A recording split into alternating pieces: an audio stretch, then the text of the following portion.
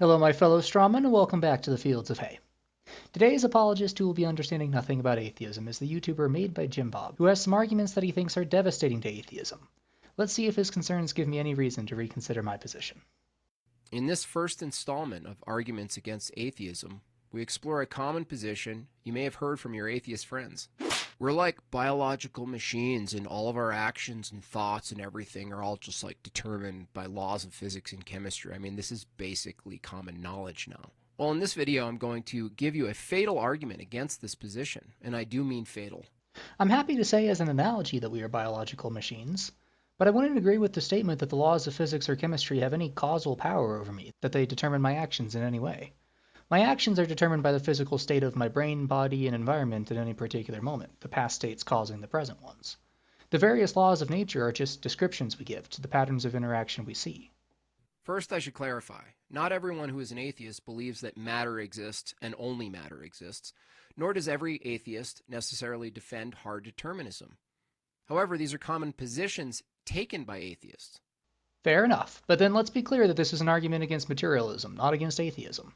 Personally, my stance as a materialist is agnostic on the existence of the immaterial. I know that matter exists, and that it has properties which determine its interactions with other bits of matter. I know that systems of matter change over time, and that we can describe the patterns of change as the laws of nature. But on the other hand, I don't know if the immaterial exists. I'm open to hearing about evidence or reason in favor of the immaterial, but as of now I have nothing to base a belief in the immaterial on. Please do not mistake this for the positive claim that the immaterial does not exist, which is not a stance I take. Well, atheism is just like the position that holds, like, there's no belief in a God. Like, what are you even talking about? Well, yes, and many of you come to that position based on the assumption that physicality is all there is. So let's examine the assumption. I've already stated that I make no such assumption, but I'm also not even aware of it being a common assumption. The vast majority of atheists are in the position of agnostic atheism, wherein they simply lack a belief in God. But this position requires no justification, just a lack of understanding any particular reasons why there must be a God. If Jimbob thinks that there are any reasons why something beyond the physical must exist, he's welcome to share them. But even as a Gnostic atheist, I don't take the position that only the physical exists. My argument device does not reference the rejection of the immaterial whatsoever. I only reject complexly structured information existing uncaused. So if his entire argument is just saying that I shouldn't assume that only the physical exists, then I already agree with him, and nothing about my worldview changes. According to the view that we are all merely biological machines, our actions, our thoughts, and our words are all determined by the laws of physics and chemistry. But the laws of physics and chemistry are not these causal things which direct matter to behave in a certain way. They're just descriptions we give to the interactions between the very material causes we can observe. I'm happy to say that we, in a sense, are biological machines, but saying that our actions are determined by physics is not a steelman of my position. It would be much more accurate to say that our actions are caused by the prior states of matter in our brains, bodies, and environment, as part of a causal chain stretching back for billions of generations. Okay, well, let's take a look at some other effects of physics in the natural world. Let's take a tornado. This is an effect of a cause. Let's call it a combination of natural conditions. This is a blade of grass growing. Another effect of a cause, also a combination of natural conditions. These are two occurrences entirely determined by the laws of physics. This is where it feels like Jim Bob's misunderstanding of the natural laws is leading us astray. I wouldn't say that the tornado or the grass are caused by physics. They are caused by the prior state of the universe. There's a collection of atoms we call the Earth slowly spinning under the warm glow of a nuclear furnace a few million miles away. And the baking rocks and evaporating water drives a complex weather system which includes things like tornadoes. But physics does not govern these things, it only governs our understanding of them. Likewise, a grass's existence is caused by the particular arrangement of atoms within a seed.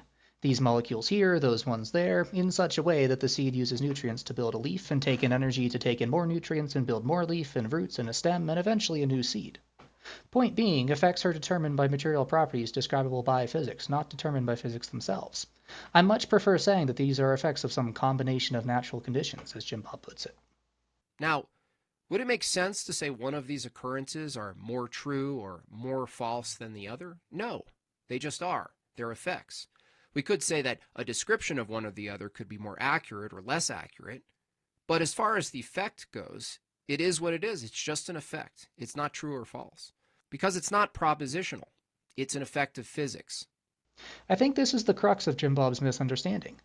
I've explained that things are not effects of physics but of natural conditions, but even making that correction, the connection he tries to draw here is completely unwarranted.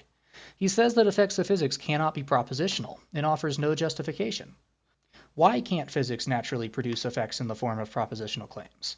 Just because the examples given weren't propositional doesn't mean they couldn't be. Now, here's where we have a problem.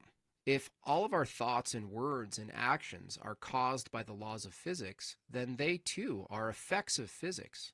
That means our descriptions of tornadoes or blades of grass are also just effects, which are determined by the laws of physics and chemistry.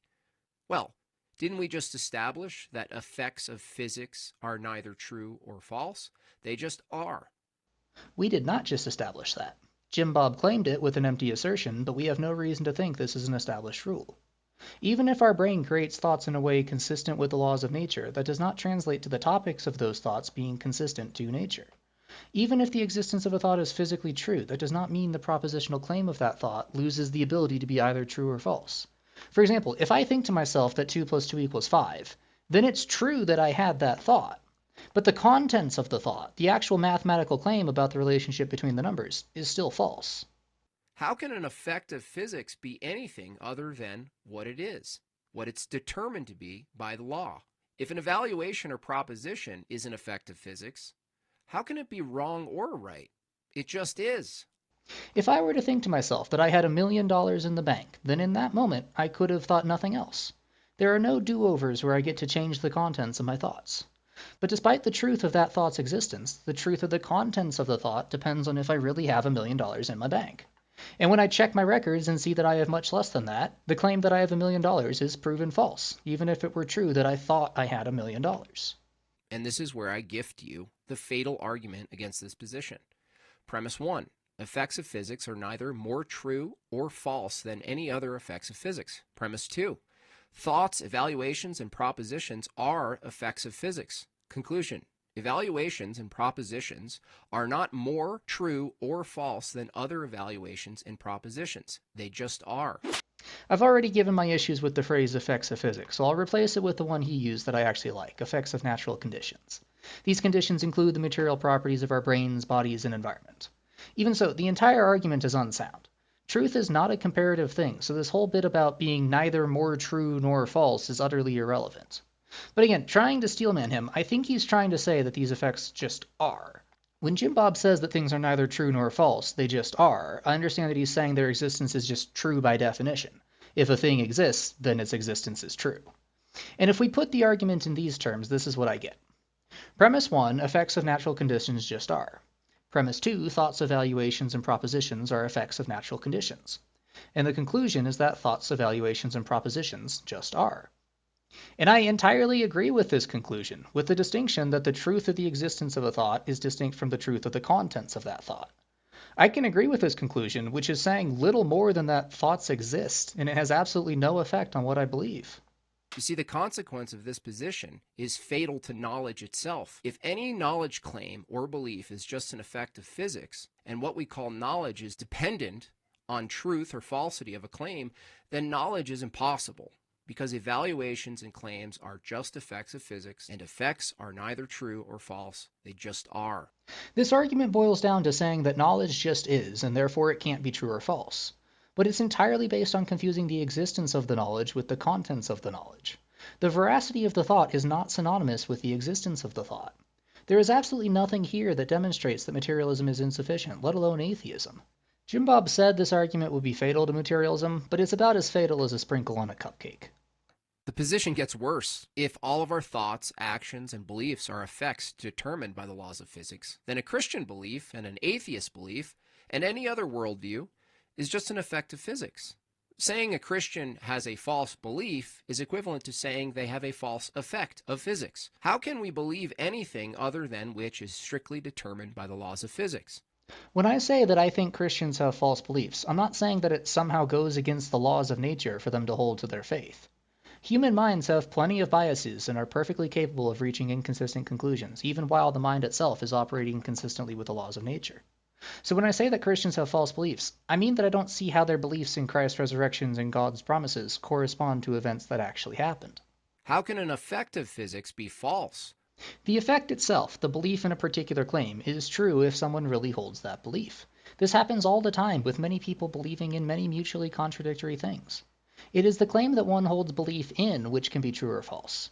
Beliefs can be formed from partial information and biased reasoning, and so you may be convinced of a claim even when that claim is false. If my friend tells me that gullible is written on the ceiling and I take them at their word, I may believe that it is really up there, but when I look, I can see the belief was wrong. What is the difference between a tornado and evaluating? Evaluating is the process by which a mind forms beliefs. Tornadoes do not form beliefs.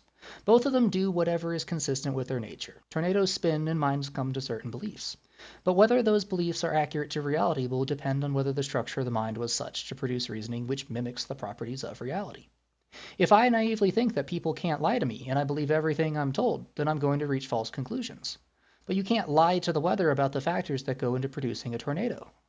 Well, like the difference is like complexity and stuff. Okay, let's look at the level of complexity. What is the difference between an extremely complex machine and a very simple machine, other than potentially more components executing a wider variety of functions? The complex and the simple are both at the effect of physical laws. Yeah, and if you wire the calculator wrong, it'll do math incorrectly. Its outputs will be fully consistent with the physics of the wiring you used, and if this wiring is not laid out to recreate the logic of arithmetic, then the calculations won't correspond to reality. And for what we're discussing right now, the complexity has nothing to do with it. The complexity may have something to do with how capable the laptop is compared to the calculator, but the effectiveness of both will depend on having a structure that calculates correctly.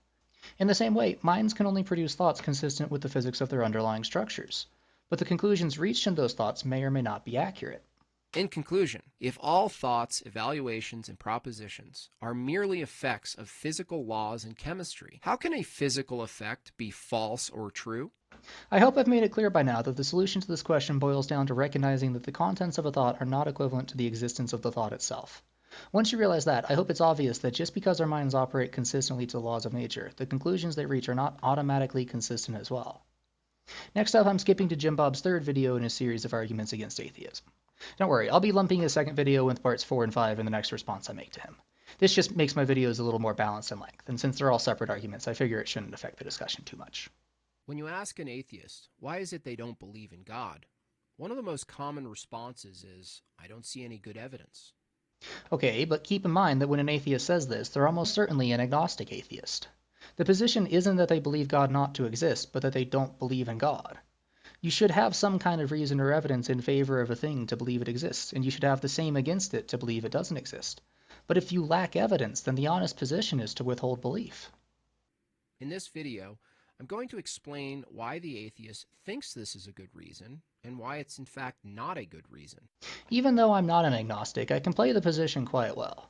For several years after leaving my faith, it was my position after all. So I'm going to explain to Jimbob why lacking reasons to believe in God is a good reason not to believe in God, and why he has a burden of proof to carry. And I'm going to do it without relying one bit on ice in my Gnostic position. See, in general, anyone making a claim has a burden of proof proportional to the size of the claim. Otherwise, you withhold belief in that claim. The specific case of whether our universe was created by a higher being is no exception. To believe such a God exists requires evidence, and so does believing that no such God exists. The only reason I consider myself Gnostic is the argument of ice. If I ever realize that it's no good, or if a believer ever realizes that the evidence they use is no good, then the default for both of us is uncertain non-belief. It's not a pleasant position to be in, but it's a much more honest one than willingly lying to yourself. So when an atheist says, I don't believe in God because I don't see any good evidence, what they mean is they don't see physical evidence. Now I wonder, are there any underlying assumptions being made in regards to what evidence is? Well, Yeah, absolutely. Jimbob is just assuming that when we say evidence, we really mean physical evidence. I'm not the one making the assumption that evidence needs to be physical. Jimbob is just putting that on me. On the contrary, I'm happy to take a look at anything he thinks might be evidence, and I guess the only real criteria is that I have to be able to comprehend it. one obvious assumption the atheist makes is that all truth claims are empirical claims, which is a false starting assumption. So I had to go look these up because my background is not in philosophy.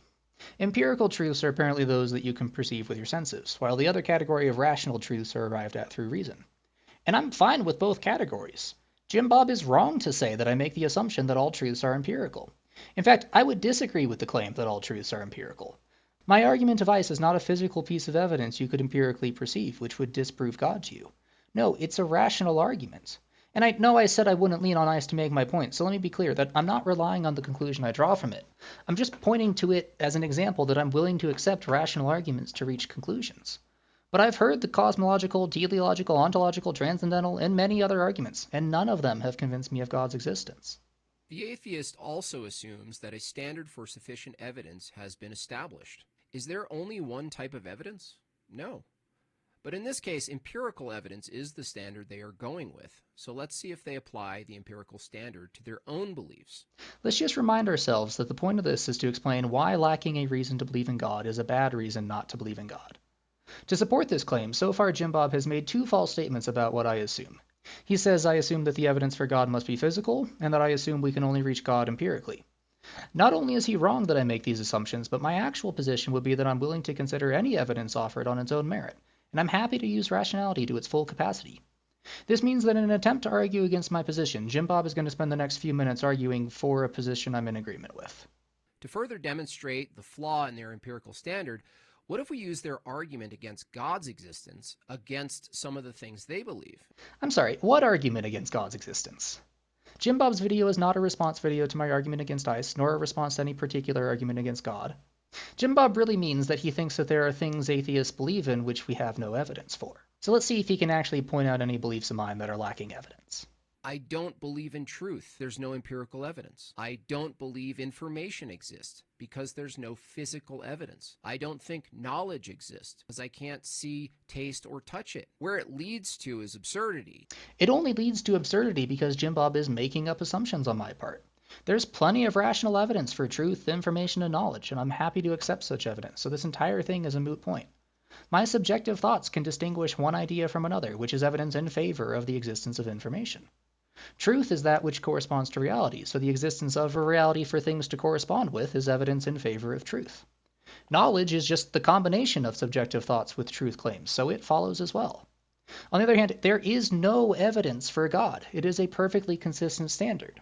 Another assumption we hear is the claim science and empiricism is the best way to truth. But this, again, isn't an assumption. I would agree that there are great ways to come to many kinds of truth, but they can't reach every truth, and I'm open if Jimbob or anyone else would like to present any kind of convincing evidence. When it comes down to it, all knowledge is faith-based. There, I said it. The icky word. Faith. Faith in the atheist view is belief without evidence, plain and simple. Faith, by the definition found in Hebrews 11, is the substance of things hoped for, the evidence of things unseen. In other words, if you have no evidence for things unseen that you hope to be true, no reason to think that it is, you can just use faith as a substitute and consider it evidence in its own right. It isn't based on evidence, it is the evidence. If I were to use this standard to support my own beliefs, I would just have faith that God doesn't exist. Jimbob is now going to twist my position to make it look like this is what I'm doing, when I'm very clearly not. The act of denying a faith-based starting point would require, well, faith in things without evidence. If Jimbob is trying to claim that I have no evidence by which to deny faith, and thus use faith to deny faith, then I'd be happy to point out the line of reasoning I would use to show that faith is a bad tool. See, I care about coming to true beliefs about reality, and since faith is defined by coming to conclusions without any evidence, then you can easily come to any conclusion you want, true or false, with faith. Anything contradictory to the evidence must be false, but if we have no access to this evidence, then there's no way to avoid the falsehoods.